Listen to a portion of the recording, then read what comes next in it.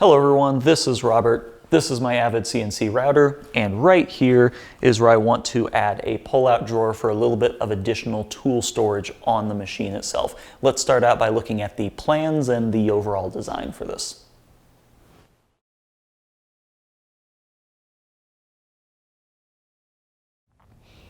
So the overall plan is pretty simple. I have a lot of little tools that I just want to have at the machine itself. You know, I've got my collets, my collet wrenches, maybe some of these little hold downs, stuff for the vise, whatever. So I just want to make a large-ish pull-out drawer that sits right here. So from the front of the machine, I can just pull it out and use the tools. Pretty obvious. The 45-degree braces that are on the front of the machine kind of prevent me or limit how large I can make the drawer, and from the inside of that to the inside of that, it gives me about 20 inches. Now that is the drawer size. If I want to have the slides on the outside, things like that, I need to account for that. So what I'm going to do is just drop it down just a little bit, just a few millimeters down below, so I can clear the screw head of these and just get a little bit more width out of it. If I kept it exactly at 20 and kept it all the way up to the top, I'd have to account for the drawer slides, move it in about an inch because they're ½ inch each side, things like that. So I'm just going to drop it down a little bit so that the drawer slides don't interfere with these braces. I'm going to use Baltic birch and just build a very simple box with some box joints, but I am going to use the CNC for all the joinery. So let's go over to the table saw, start cutting up the stock, and put together the drawer. The drawer frame is 80 millimeters tall, so I'm taking my stock and cutting it down into strips that are 80 millimeters wide. I'm using ½ inch thick Baltic birch that I got from Rockler. Apparently Baltic birch is the thing that everyone uses for drawers, so I'm just kind of being really unoriginal and following suit. It's relatively easy to cut. It's pretty splintery, honestly. I kind of prefer MDF, but the dust is definitely not as nasty. Once I've got the 4 strips ripped down to 80 millimeters wide, it is time to cut them down to their final length. So the drawer is going to ultimately end up being 20 by 18, so I cut 2 pieces at 20 inches and 2 pieces at 18 inches. Pretty simple stuff so far. So here comes the fun part. I'm using the CNC router to cut the dados, the box joints, and the locations for the drawer slides, just so I don't really have to think about anything. The machine does all the work for me. I 3D printed these little tabs that kind of click in place in my T-track so that I can use them for registering the 0, coordinate of the workpiece. I'm doing the bottom left, so I just kind of slide it against that, clamp it down, run the program, take it out, swap it in for the other one, re-register it in that same location, clamp it down, and go. The total machining time is really only about 2 minutes, so this whole operation is really quick and it's a lot easier than lining things up on the table saw. So now that these are done, let's take a closer look at these, and I can show you some of the little details that you need to pay attention to when doing this on a CNC router. So here are the parts that just came off of the CNC router. We've got the 2 side pieces, and you can tell those because they're shorter and they have the mounting holes for the drawer slides on them. Then you've got the face piece, which this is the mounting holes for the faceplate, and then you have the rear piece, and then all of them have the dado channel in them for the bottom. So if you're looking at these, you might notice that one side has 3 nubs, the other side has 4 nubs on it. And what I did here is all of these are actually one single file in SolidWorks, and I defined the height, I defined the thickness, and I defined the length, and then everything else was equation driven from there. So if you take the height, which was 80 millimeters, divide into 7 segments, this side gets those segments cut with these are protrusions, and then on the other side they're actually cuts. So you have extrusions and then you have cuts, and the way that that works is these now fit together, so one file is all I need for everything. And then the actual holes, they are just features that you can suppress or unsuppress, and so basically you can use this one file to say, hey, I'm going to do a back that's going to be 20 inches and it's going to be this thickness and it's going to be that dimension, and it will just kind of generate the profile that you need, and then you just run the cams, send that to the CNC router. maybe a little bit beyond the scope for this video, but I just kind of wanted to explain what I did to actually generate these. Everything's just kind of modeled up in SolidWorks, and then there's a bunch of equations that figure out the sizes for all these features. So let's talk about the box joints themselves. It's pretty self-explanatory. You basically just have these little square cutouts, and the distance from here to here is the thickness of the part, so that when you put them together correctly, they fit in like that, all nice and pretty. The thing that you have to pay attention to with a CNC router is that this is basically a two-dimensional joint, if that makes sense, and so you can't do these 90-degree corners. You're going to be left with a little bit of a radius there just because of the way the bit comes through. So what you need to do is, in your profile, you need to actually draw a circle that is the diameter or has the same radius as your end mill that you're using. I used an 1/8 inch end mill here, and then you need to make sure that that outer edge is tangent to that corner, so that when the end mill comes through, it gives this little bit of a bump out. So now if I kind of draw a straight line through like that, we can see that that right angle is still there. It's just the material has been removed. So now that these two things can fit together cleanly. And you can see, maybe on camera, there's just a little bit of a gap where that little bit of a radius was taken out. And that's why I ended up using an 1/8 inch end mill, because it left a little bit less of that gap. But you can see it fits together really nicely. So this is, let me get this in, there we go. This is a viable solution for making joints. Thought that turned out pretty good. So I think the last thing that I want to mention about making these parts on the CNC is just kind of overall tolerances. For the dado slot as well as the box joint, I end up doing a 2.5 thou negative stock to leave. So that means that it is actually cutting a little bit more than what was specified in the model just for that fit. This was critically important down here in the slot for the bottom of the box, because it fit really, really tightly, and we don't want it to fit that tight. We want it to be snug, but not, you have to pound it in, and it was a little bit less critical in the box joint. The box joint does fit, I guess, a little bit loose now. It took a little bit of tweaking to get it right. I've been fiddling with this many, many times, doing little mock-ups and things like that. So it fits a little bit looser now than it originally did, but realistically it is relatively tight, and the glue will be just fine. But you're gonna have to adjust that a little bit. You can do this with tool wear compensation, negative stock to leave, all sorts of different things. The other thing is, if you look at this dado channel, I didn't actually run it all the way through the piece. I kind of stopped it here. And once again, we have the same issue that we have with these little things. You can't do a right angle, so the channel actually stops, let's call it right here, and so I had to do a rounded cutout just so that I still got that nice right angle. So it extends a little bit past where it needs to go, just because of the radius of the end mill. And on the other side, if you look really closely, it's probably hard to see on camera, there's a little cutout right there. So this would imaginarily kind of come along, cut in like that, and that is our dado channel. And the math is that the depth of your dado channel past this line, you need to go there and then make your radius tangent to the end of that, so that you cut past that right angle, if any of this makes sense. So of course I'm doing the voiceover right now, and I'm just realizing that the next few shots are out of focus. I adjusted the camera and didn't adjust the focus, so I apologize for that, but you can kind of see what's going on here. The next step after getting everything cut was to just do a light sanding. I'm only doing sanding on the inside of the panels. Once everything's together, I'm just going to quickly sand the outside. The inside's really all I care about. I just kind of want it to be smooth and nice on the inside, and also the top edges. So I'm doing a, let's see, a 120, then a 180, and a 220. And really this didn't take long. With the random orbit sander, it was just maybe a few minutes total. Just a quick pass just to knock down the edges, get the splinters off, things like that.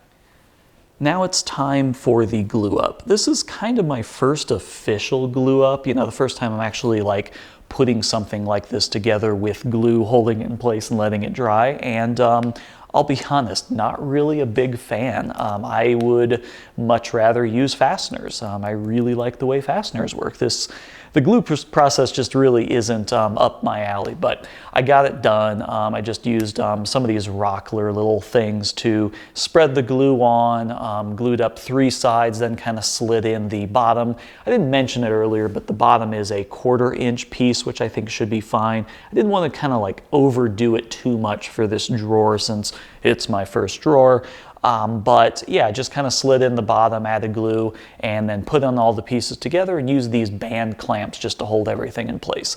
I'm using popsicle sticks in the corners for, I don't know, I just kind of felt like putting the clamps right against the glue joints was weird, so I used the popsicle sticks as spacers so that I'm putting pressure kind of a little bit on the outside of the joint, not right at the joint, because if the fingers of the box joint protrude a little bit, then you're just kind of resting on that. So you kind of want to push the pieces together, not the joints together, if that makes sense.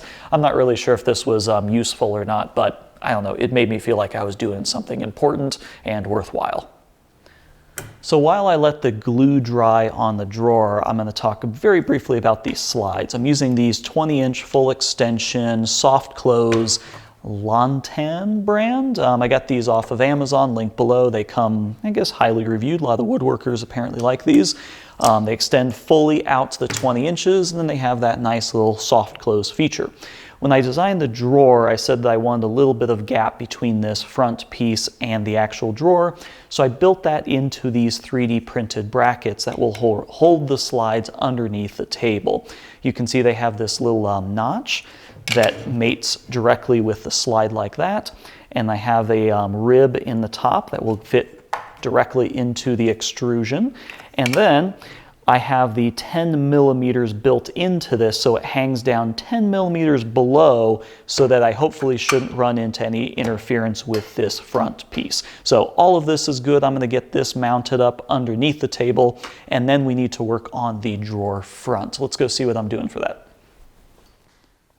What I didn't say in the beginning of this video is I wanted the drawer front for this to just blend into the front of the machine with no real indication that there is a drawer. So naturally, having an extra piece of extrusion, I wanted to use that for the drawer front.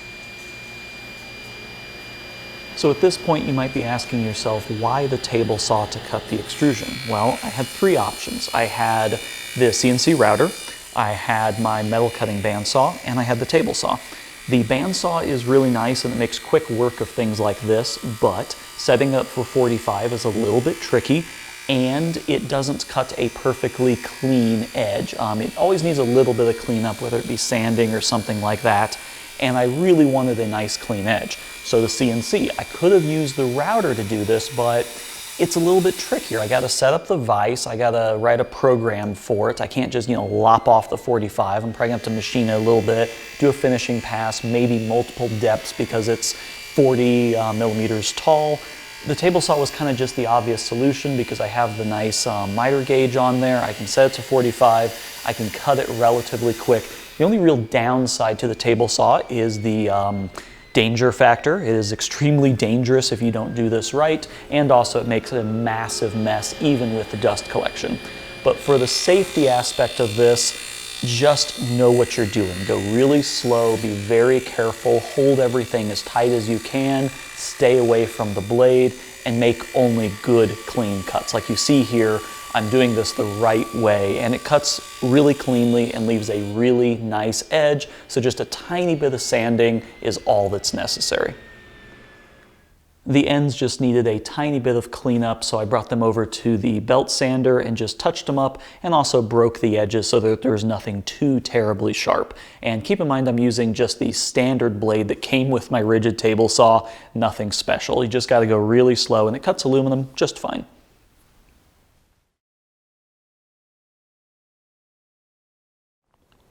After the glue has had time to dry, the next step is to do a little bit of light sanding on the outside. I sanded the inside previously, but I didn't do the outside yet. So on the outside, I'm just going to basically knock off any glue that kind of came out, and also knock off any of these sharp edges. And I'm just doing 120 grit here, and just kind of doing a really quick sand job on the outside. Also, this makes the joints look a lot nicer on camera, so the YouTube audience can think I'm a real woodworker. This next step is of course purely optional, but since I'm going to be using this on the CNC router and my hands might be dirty with things and I'm going to be touching it with my grubby little mitts, it might be a good idea to just kind of add some sort of sealer to the wood just to kind of protect it from getting really nasty over time. So I'm just using some waterlock sealer, and as you can see, I am being very, very sloppy with applying this. This is not a finish coat, this isn't furniture or anything like that. I just need something on there to kind of soak into the top layer, and that's about it. So just wiping it on with a shop towel, waiting a few minutes, and then just wiping it off with another clean shop towel, and that's all I'm doing for the finish here. Thanks to the precision drilled holes on the CNC router, putting the drawer slides on was pretty inconsequential. Everything lined up perfectly, so yeah, it was just a matter of putting in the screws and then obviously bringing it over and putting it into the drawer slides for the first time that you guys are seeing on camera. It has been on there many, many times, but I'm gonna act like this is the first time that I put the drawer on. So once that's done, all that's left to do is put on the drawer front, and this actually went pretty easy. The 80-20 obviously has the T-nuts on it, so I just kind of lined up all the T-nuts, slid it through. It was a little bit tight because I had relatively short hardware here, but yeah, once I figured that out, kind of slid it through, and that is that.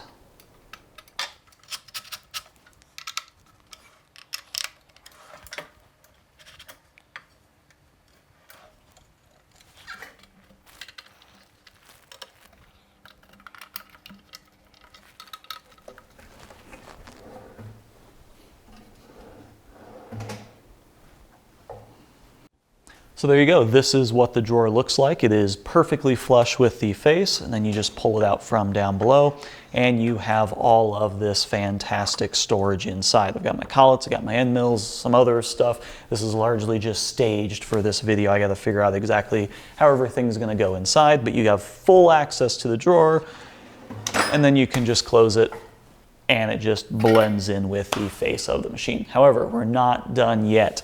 I don't know if you saw this, but I definitely did.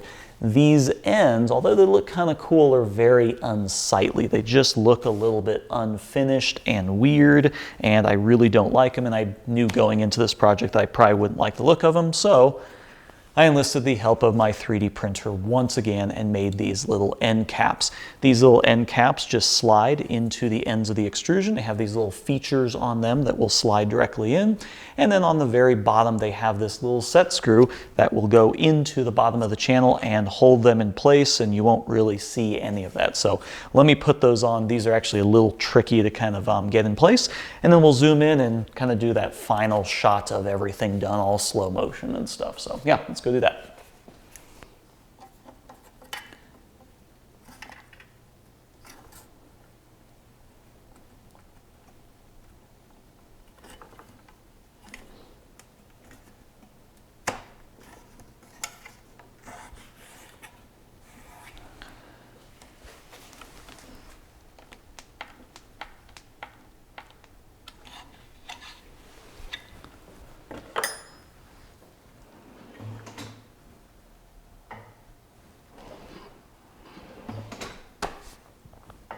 So yeah, overall I'm pretty happy with how this turned out. I think if I was going to change anything, I would go with thicker sides, front and back. I used 1/2 inch, I'd probably go the 3/4 inch. In my world, 3/4 inch worth of material is extremely thick. Like for metal, for aluminum, 1/2 inch is like crazy thick. This is wood and it's very different. So I'm still kind of getting used to that. It's just a large, beefy, solid machine, and with the drawer you maybe want something a little bit more substantial, but it's really not that big of an issue. The 1/4 inch is surprisingly decent for the bottom. It doesn't feel insubstantial. It feels like it'd be fine.